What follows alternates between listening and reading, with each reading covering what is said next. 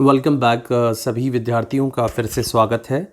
पिछली कक्षा में हमने बात की थी कि गैल्वेनिक सेल का कंस्ट्रक्शन कैसे होता है और गैल्वेनिक सेल का प्रिंसिपल क्या है, उस पर हमने बात कर ली थी।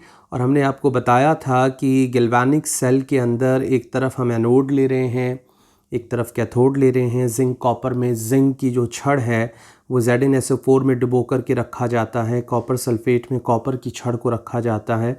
दोनों रॉड्स को हम चालक तार से जोड़ते थे और दोनों विलयनों को हम उल्टे यू आकार की सॉल्ट ब्रिज से हमने उन्हें कनेक्ट किया था।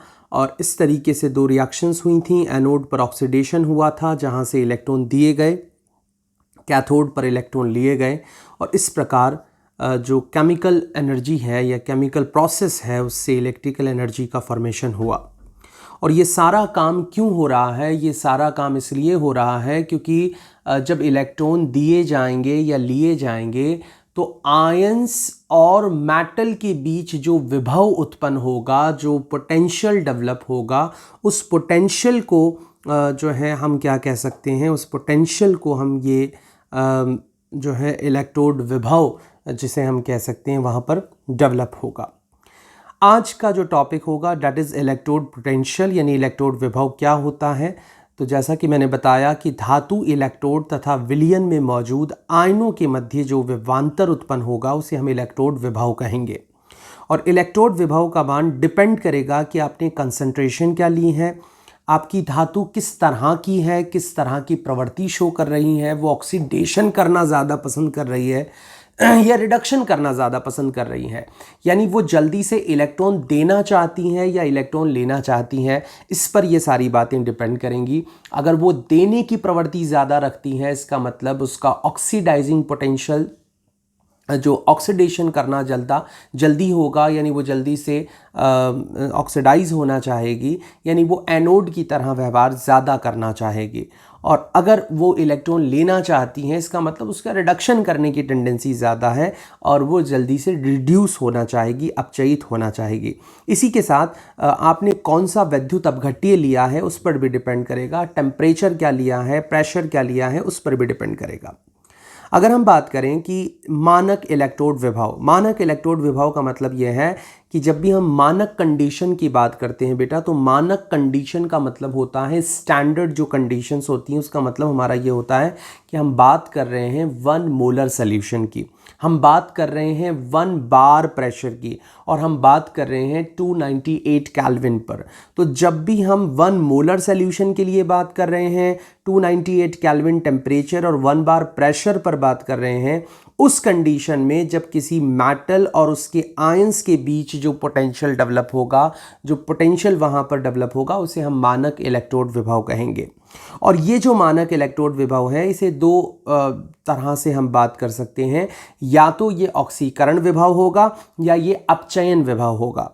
ऑक्सीकरण विभव का मतलब क्या होता है कि जब धातु की ऑक्सीकरण करने की प्रवृत्ति होती है और तो उसके आयन और मेटल के बीच जो विभव डेवलप होगा उसे ऑक्सीकरण विभव कहेंगे। और जब धातु की अपचयन करने की प्रवृत्ति है, यानी वो जल्दी से इलेक्ट्रॉन लेकर के अपचयित होना चाह रही है, उस वक्त जो पोटेंशियल डेवलप होगा उसे हम अपचयन विभव कहेंगे।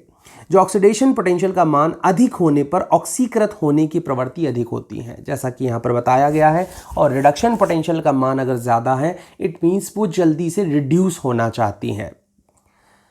तो अगर आपको ये कह दिया जाए कि साहब एक का वैल्यू -2.3 है और एक का वैल्यू बी का वैल्यू जो है -1.3 है, और एक आपको कह दिया जाए कि यहाँ पर जो वैल्यू है वो +3.34 है, तो ऑब्वियसली जो +0.34 रिडक्शन पोटेंशियल होगा, इसका मतलब पॉइंट, ये अगर मैं वैल्यूज़ दे दूं आपको, तो ये वैल्यूज़ में आप अगर मैं कह दूं कि इसकी सबसे ज़्यादा रिडक्शन पोटेंशियल किसका है, तो आप ये देखेंगे कि जो पॉजिटिव साइन वाला है वो रिडक्शन पोटेंशियल उसका ज़्यादा है।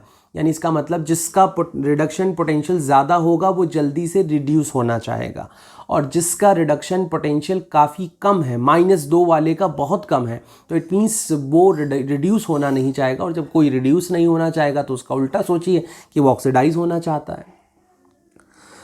अब सवाल ये पैदा होता है कि हमने ये इलेक्ट्रोड पोटेंशियल निकाले किसके बेसिस पर हैं, हमें कैसे पता चलेगा कि ये इसका रिडक्शन पोटेंशियल क्या है।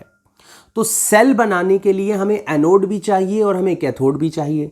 अब सपोज कीजिए मेरे पास में जो सेल है उसकी वैल्यू, मान लीजिए ये सेल ले लीजिए। अब इस सेल पर मैंने यहाँ पर गैल्वेनोमीटर जोड़ दिया, या जो भी पोटेंशियल हम जो पोटेंशियल मीटर जो है विभव मापी है, उससे अगर हम पोटेंशियल निकाल रहे हैं तो हम कैसे निकालेंगे।